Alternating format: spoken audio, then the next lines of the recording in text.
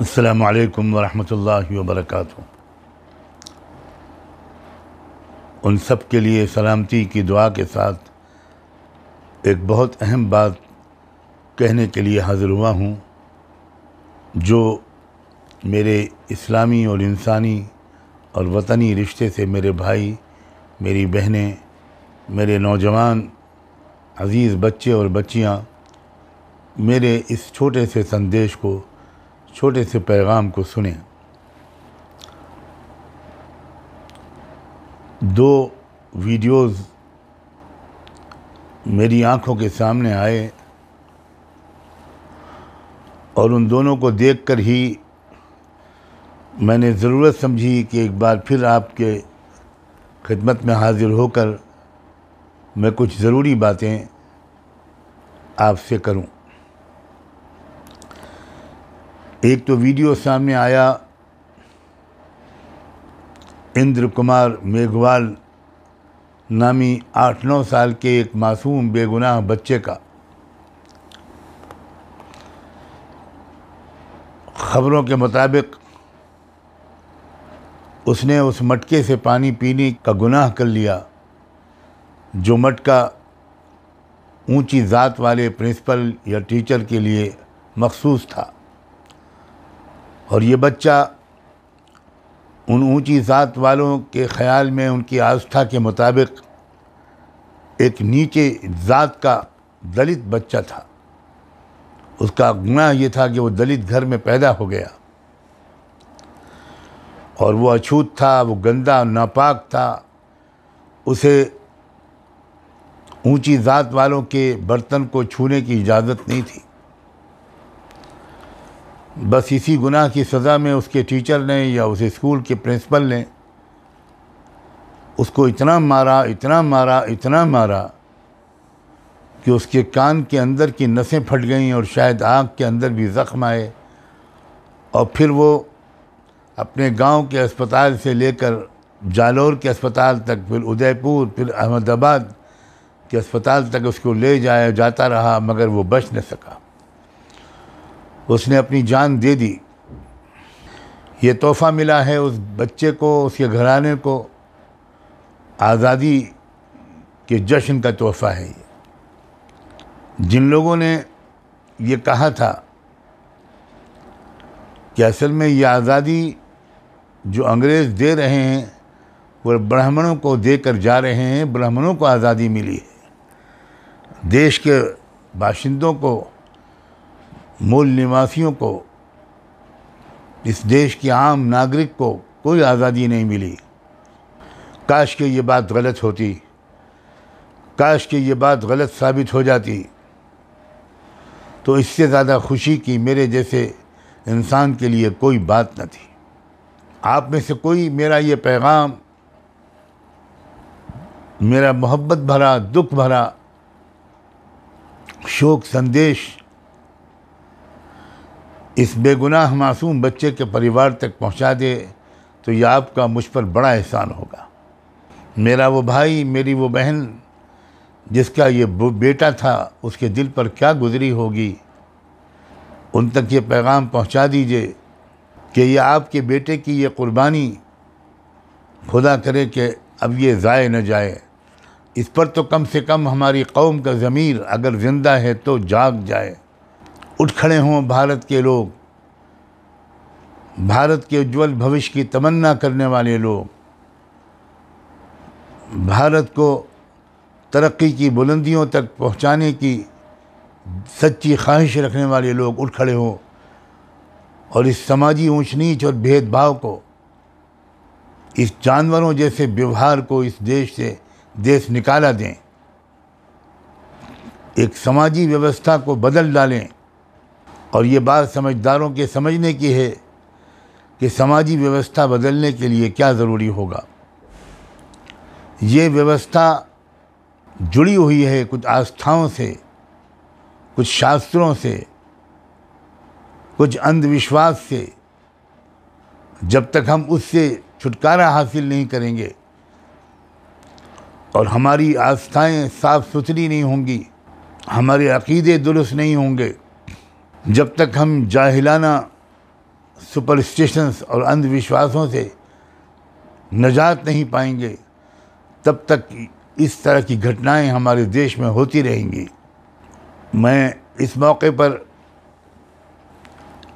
इस घराने को और पूरे देश की अपनी उस बिरादरी को, अपने उस परिवार को, अपने उन अपनों को जिनको दलित समझा जाता है, नीच समझा जाता है, पिछड़ा हुआ पिछले समाज के लोग समझे जाता है जिनको, उन सबको मैं ये पैगाम देना चाहता हूँ कि उठ खड़े होइए और हम और आप मिलकर इस देश की व्यवस्था को बदलें और लोगों की आस्थाओं को भी ठीक करें।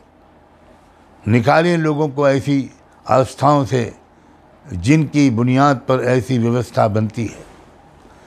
याद रखें, व्यवस्थाएं आस्थाओं से जुड़ी होती हैं।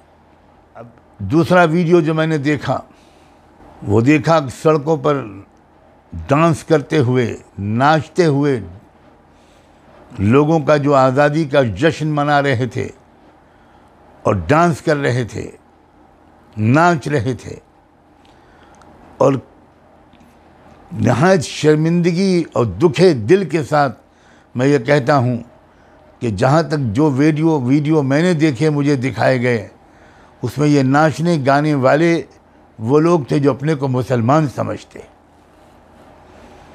मैं मुसलमान भाइयों से, मुसलमान नौजवानों से साफ साफ कहना चाहता हूँ, मुझे गुजरात के मुख्तलिफ़ शहरों के वीडियो दिखाए गए, गोधरा का भी वीडियो मुझे दिखाया गया, और भी देश के इलाक़ों में ऐसी ही घटनाएं हुई होंगी जहां मुसलमानों ने अपने आप को देश का बड़ा वफ़ादार साबित करने के लिए लंबी लंबी रैलियां निकाली और खूब नाचे, खूब नाच गाना किया सड़कों पर। मैं मुसलमान नौजवानों से कहता हूं कि तुमको शर्म नहीं आती? ये तरीक़ा है इस्लाम में खुशी मनाने का? तुम्हें अपने को मुसलमान कहने का हक़ बाकी रह गया है? तुम जिस दिन का जश्न मना रहे थे, उस दिन जो आज़ादी मिली थी, अगर उसको आज़ादी कहना सही है तो वो तुम्हारे पुरखों ने, बुज़ुर्गों ने, बड़े बड़े उलमा ने, अल्लाह वालों ने, जांबाज किस्म के लीडरों ने फांसी के फंदे चूमकर हासिल की थी, खून के दरिया बहाकर हासिल की थी, ज़बरदस्त कुर्बानियाँ देकर हासिल की थी, जेलों की सलाखों के पीछे जवानियाँ गुजार कर हासिल की थी। और आज तुम उन बुज़ुर्गों की याद इस तरह मना रहे हो, नाच रहे हो। तुम्हें ज़रा भी हया नहीं आती कि ये तरीक़ा इस ज़ेब नहीं देता तुमको ये इतना भी ख्याल नहीं हुआ कि आज़ादी के दिन ही राजस्थान में एक 8-9 साल के मासूम बेगुनाह बच्चे इंद्र कुमार मेघवाल को उसके प्रिंसिपल ने या टीचर ने इस गुनाह की सज़ा में मार डाला कि उसने उसके मटके से पानी पीने की कोशिश कर ली थी। उस्ताद या प्रिंसिपल या टीचर या प्रिंसिपल ऊंची ज़ात का था और ये गरीब बच्चा उनकी गलत आस्थाओं के अनुसार, उनके गलत यकीन के मुताबिक, ये बच्चा जो था, छोटा मासूम बच्चा, ये इंतहाई ये एक मज़लूम और एक महरूम ख़ानदान का था। उसकी सज़ा में उसको मार डाला गया कि उसने उस मटके को छू लिया, जो मटका उसके उस टीचर का था, जो ऊंची ज़ात का था, जो बहुत ऊंची ज़ात का अपने को समझता था। मुसलमानों, खुदा के लिए इस वाक़े के बाद उठ खड़े हो। आज़ादी का मतलब ये नहीं है कि तुम नाचो गाओ, आज़ादी का तकाज़ा ये है कि तुम वाकई आज़ाद बनो और आज़ादी दिलाओ इस मुल्क के करोड़ों लोगों को। ये कैसी आज़ादी है कि वो बच्चा प्यास लगी तो मटका छू लिया उसने, इतना मारा उसके टीचर ने या प्रिंसिपल ने कि उसके कान की नसें और फट गईं और वो बच नहीं सका। तुम अगर वाकई मुसलमान हो और तुमको वाकई इस मुल्क से मोहब्बत है, तुमको वाकई इस देश से प्रेम है, तो तुमको यहाँ के गरीबों की सेवा करना चाहिए, तुमको यहाँ की छूत छात को ख़त्म करने के लिए जिहाद करना चाहिए, तन मन धन की कुर्बानी देनी चाहिए, तुमको पढ़ाई पर तवज्जो देनी चाहिए, तुमको अपने समाज के सुधारने पर तवज्जो देनी चाहिए, तुमको इस मुल्क में इंसाफ और अमन के कायम करने के लिए हर मुमकिन कोशिश करनी चाहिए। तुम नाच गा कर समझते हो तुम इस देश की सेवा कर रहे हो। खुदा जाने मुसलमानों को क्या हो गया है। मुझे तो इस साल ये देखकर बहुत ज़्यादा फ़िक्र हुई और दुख बढ़ गया कि मुसलमान अपने आप को इस मुल्क का वफ़ादार साबित करने के लिए और कुछ बेवफाओं को, कुछ जालिमों को, जिनको इस मुल्क से कोई मोहब्बत न थी ना है, उनको ये दिखाने के लिए हम बहुत देशभक्त हैं, हम बहुत मुल्क के वफ़ादार हैं, उनको दिखाने के लिए आउट ऑफ द वे जाकर क्या क्या तमाशे कर रहे हैं। क्या हो गया है तुमको? तुम किसी आवाज़ पर ध्यान नहीं देते, तुम किसी समझाने वाले की समझाने पर तवज्जो नहीं करते। तुम्हारा अंजाम क्या होगा? मैं आज अपने आम मामूल के ख़िलाफ़ भारत के मुसलमानों से और ख़ास तौर पर ऐसे लापरवाह, ऐसे गाफिल, ऐसे मस्त नौजवानों से कहना चाहता हूँ, तुम्हें नहीं मालूम है कि क्या तैयारियां हो रही हैं, क्या ऐलानात हो रहे हैं। तुम्हें कुछ खबर नहीं कि ये कहा जा रहा है कि तुम्हारे वोटों का हक भी छीन लिया जाए, तुमको वोट देने का अधिकार भी न रह जाए, तुमको दूसरे और तीसरे दर्जे का नागरिक कॉन्स्टिट्यूशनली बना दिया जाए, लीगली बना दिया जाए। वैसे व्यवहार और अमली तौर पर तो है ही हो तुम दूसरे और तीसरे दर्जे के नागरिक, लेकिन अब तैयारियां इसकी हैं कि अमली तौर पर तुमको उस मुकाम पर पहुंचा दिया जाए, यानी कानूनी तौर पर पहुंचा दिया जाए।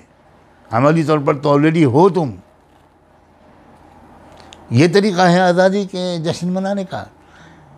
ये तरीक़ा था कि तुम तिरंगा लहराते बिल्कुल सर आँखों पर, और तुम बाकायदा सभाएं करते और एक नए संकल्प लेते, नए अहद करते कि हमको अपने अपने मोहल्लों से गरीबी को मिटाना होगा, अपने गांव से गरीबों की सेवा करनी होगी।